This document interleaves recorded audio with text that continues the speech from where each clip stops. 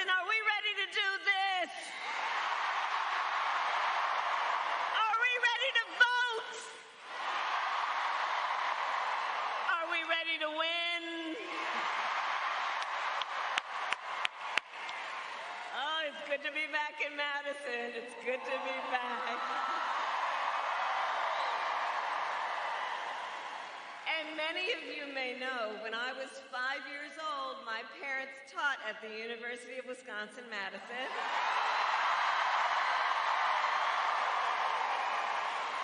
And so for a time, my sister Maya and I lived not far from here in a house on Lake Mendota. So it's good to be back, and it is good to be with so many incredible leaders. And I first of all want to thank everybody who is here right now for taking the time you have taken to be here. I also want to thank our Governor of Wisconsin, Governor Evers. Thank you always. Every time I land, he says, "Welcome home." Senator Baldwin, for working families, Representative Pocan, Mayor Rhodes Conway, Mandela Barnes, and can we hear it for our amazing musicians, Gracie Abrams, Remy Wolf, The National, Mumford and Sons. All right, so Madison, early voting has started. Here in Madison, you can vote early now through Sunday, November 3rd. And we need you to vote early, Wisconsin, because we have 6 days left in one of the most consequential elections of our lifetime, and we have work to do. But we like hard work. Hard work is good work. Hard work is joyful work. And make no mistake, we will win. We will win. Yes, we will. We will win. We will win. And I will tell you, we will win.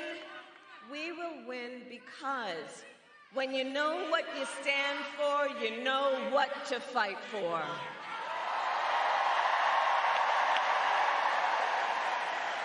And we know we have an opportunity hey, you know what? Listen, we all want the war in Gaza to end and get the hostages out as soon as possible, and I will do everything in my power to make it heard and known, and everyone has a right to be heard, but right now I am speaking.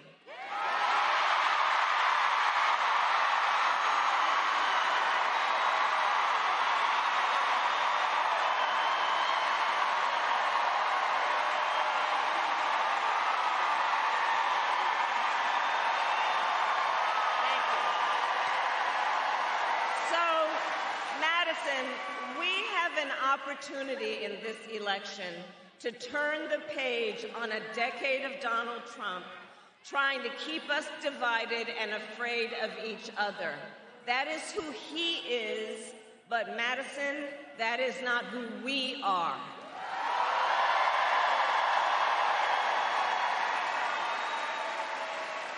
And folks are exhausted and want it to stop the pointing fingers. It is time that we start locking arms together as a people who rise and fall together.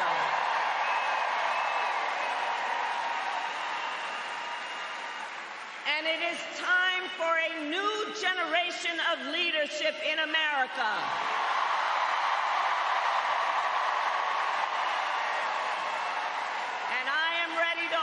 That leadership as the next President of the United States.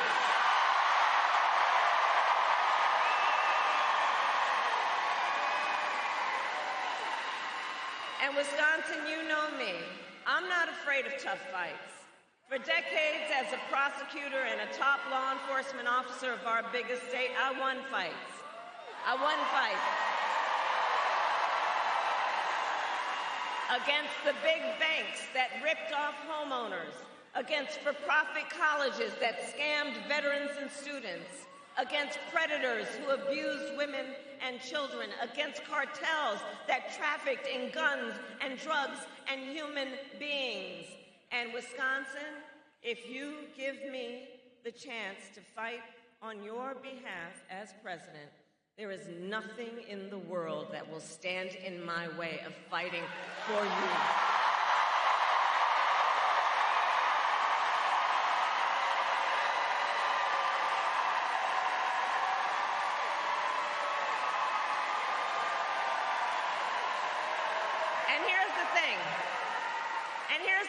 We know who Donald Trump is. This is not someone who is thinking about how to make your life better. This is someone who is unstable, obsessed with revenge, consumed with grievance, and out for unchecked power.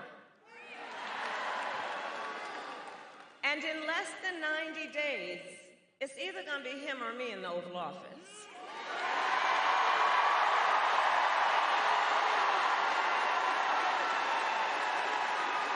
And here's what you know, and here's what we know. If he is elected, it's not going to happen, but if he were elected, on day one, Donald Trump would walk into that office with an enemies list. You know, he talks about the enemies from within. When I am elected, I will walk in with a to-do list focused on your needs.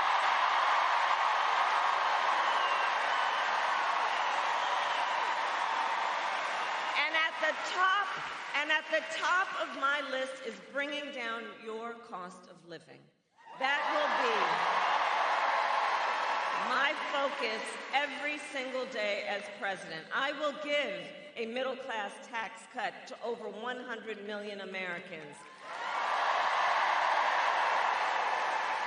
We will enact the first ever federal ban on corporate price gouging on groceries.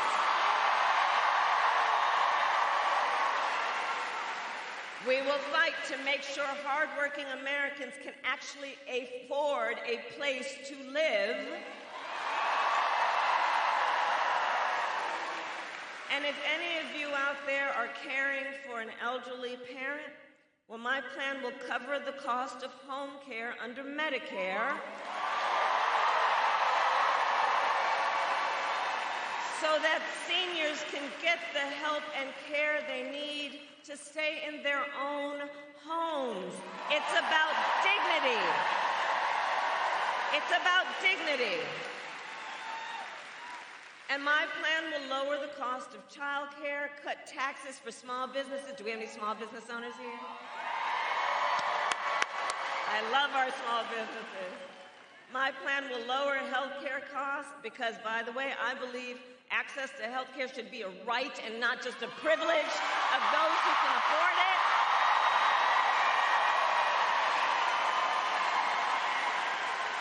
It's about values. It's about values. On the other hand, Donald Trump's answer to the financial pressures you face, well, it's the same as it was last time. Another $1 trillion in tax cuts for billionaires and big corporations. Right. And this time, he will pay for it with a 20% national sales tax on everything you buy that is imported. Clothes, food, toys, cell phones. A Trump sales tax would cost the average American family nearly $4,000 more a year. And on top of that, you would pay even more if Donald Trump finally gets his way and gets rid of the Affordable Care Act. Remember how many times he's tried to do that. And you're booing because if he were successful, it would throw millions of Americans off of their health insurance and take us back to when insurance companies could deny people with pre-existing conditions. You remember what that was like? Well, we are not going back. We're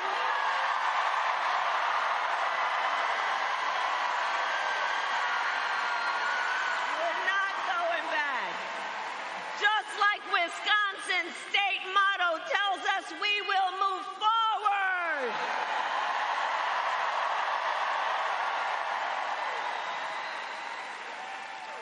Because ours is a fight for the future, and it is a fight for freedom.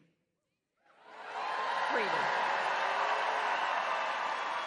Like the fundamental freedom of a woman to make decisions about her own body and not have her government tell her what to do.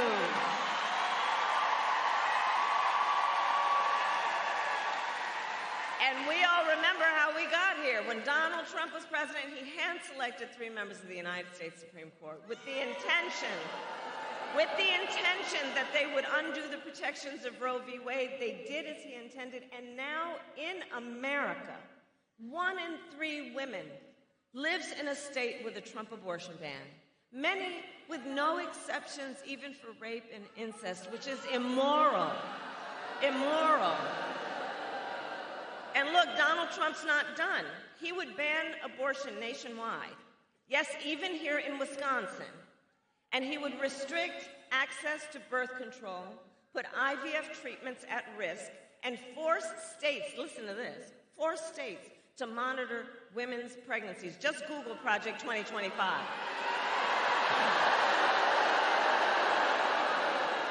Read the plans yourself. And I know we all here know one does not have to abandon their faith or deeply held beliefs to agree. The government shouldn't be telling her what to do with her body. Not the government. Not the government. Not the government. And when Congress, together with Tammy's help, when Congress passes a bill to restore reproductive freedom nationwide, as President of the United States, I will proudly sign it into law.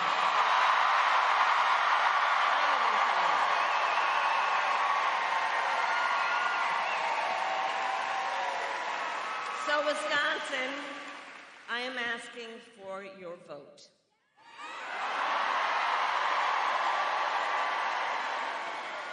And here is my pledge to you. As president, I pledge to seek common ground and common sense solutions to the challenges you face. I am not looking to score political points. I am looking to make progress. And I pledge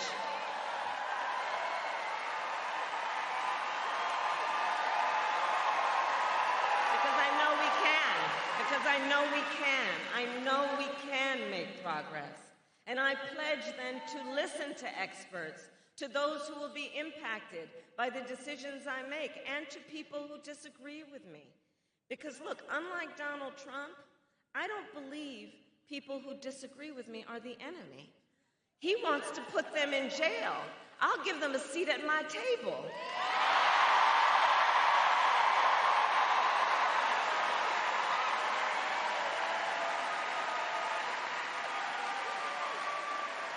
I pledge to always put country above party and self, and to be a president for all Americans.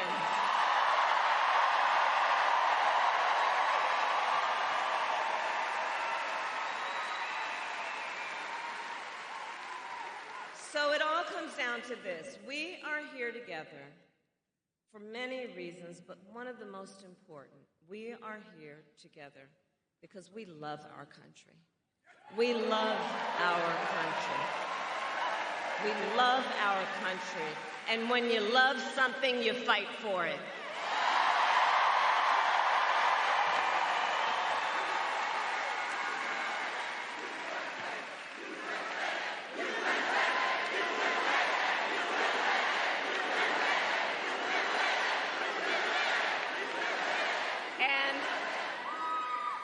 do believe that one of the highest forms of patriotism, of our expression for the love of our country, is to fight for the ideals of our country and to fight to realize the promise of America. I have always believed in our nation's promise because I have lived it. I grew up as a child of the Civil Rights Movement. My parents would take me to the marches when I was in a stroller, where people from every walk of life came together to fight for freedom and for opportunity. Growing up, I saw how hard my mother worked to give her daughters the same chances our country gave her. And I was blessed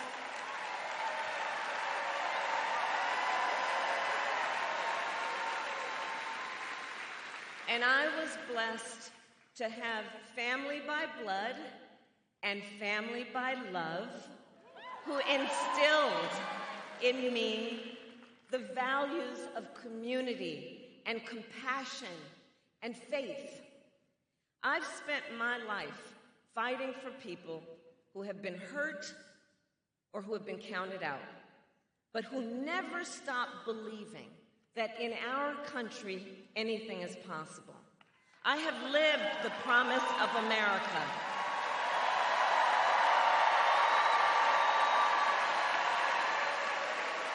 And today, I see the promise of America in all of you, in all of you, in everyone here. I see it in the women who refuse to accept a future without reproductive freedom. And the men who support them. I see it in the fathers and mothers who work hard every day for their children's future. I see it in Republicans who never voted for a Democrat before, but put the Constitution of the United States over party.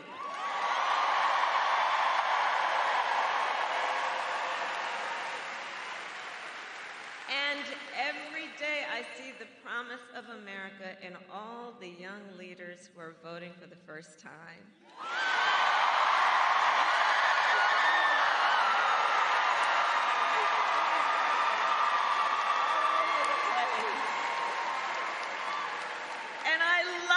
Generation. I just love you guys.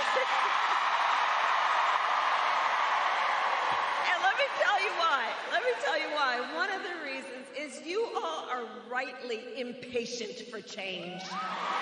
Rightly. You, who have only known the climate crisis, are leading the charge to protect our planet and our future. You, who grew up with active shooter drills, are fighting to keep our schools safe.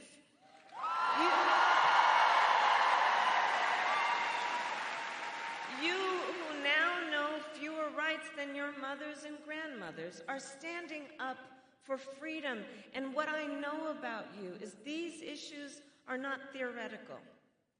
This is not political for you. This is your lived experience. And I see you, and I see your power.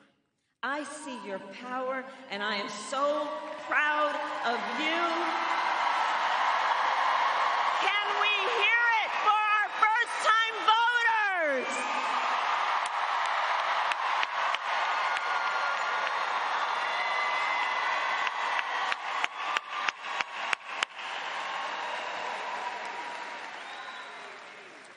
So, Wisconsin, okay, we got 6 days to get this thing done.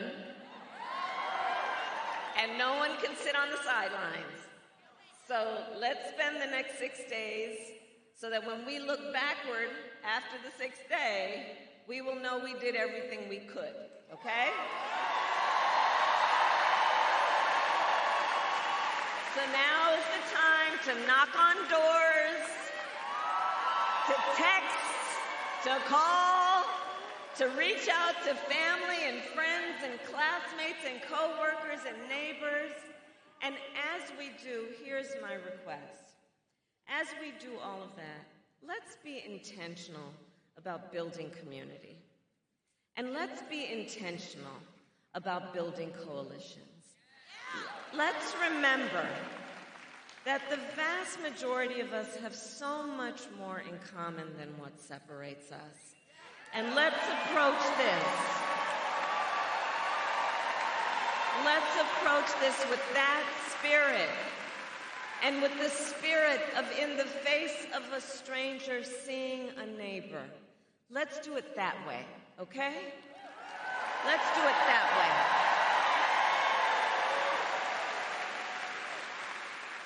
And let us remember that your vote is your voice, and your voice is your power.